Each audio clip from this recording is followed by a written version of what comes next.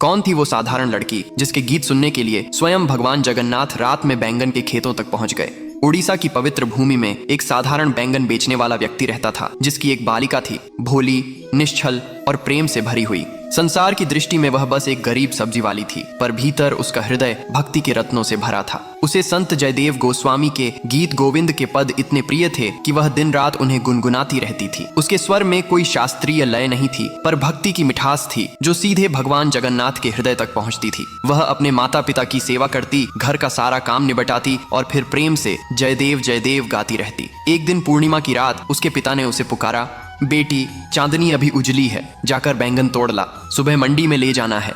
वह उनींदी आंखों से उठी, लेकिन मुख पर वही भक्ति का गीत था। वह खेत में पहुंची और गुनगुनाते हुए बैंगन तोड़ने लगी। उसके हर शब्द में प्रेम का झरना बह रहा था और वही प्रेम भगवान जगन्नाथ को खींच लाया। वे अपने दिव्य स्वरूप में उस खेत में पहुंचे, उस बाला के पीछे पीछे नाचते हुए जैसे एक प्रेम मग्न बालक हो। उनके पीताम्बर के रेशे बैंगन के कांटों में उलझते रहे, पर उन्हें होश कहाँ था।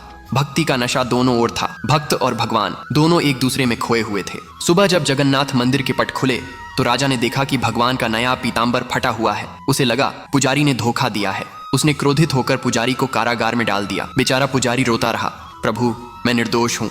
उसी रात राजा को स्वप्न में स्वयं भगवान जगन्नाथ प्रकट हुए। वे बोले, राजन, पुजारी निर्दोष है। मेरा पीताम्बर तो बैंगन के कांटों में उलझ गया था जब मैं अपने भक्त की भक्ति सुनने गया था। उस बालिका की गायन भक्ति ने मुझे बांध लिया था। अगली सुबह राजा स्वयं उस खेत में पहुंचा।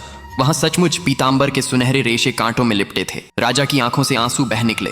उसने पुजारी को सम्मान के साथ मुक्त किया और प्रण किया कि गीत गोविंद का पाठ अब प्रतिदिन भगवान जगन्नाथ के समक्ष होगा। उस दिन से जगन्नाथ मंदिर की मंगला आरती में जयदेव के पद गूंजने लगे, उस प्रेममयी बालिका की भक्ति की स्मृति में, जिसके निष्कपट गीतों ने स्वयं भगवान को धरती पर उतार लाया था। जय जगन्नाथ।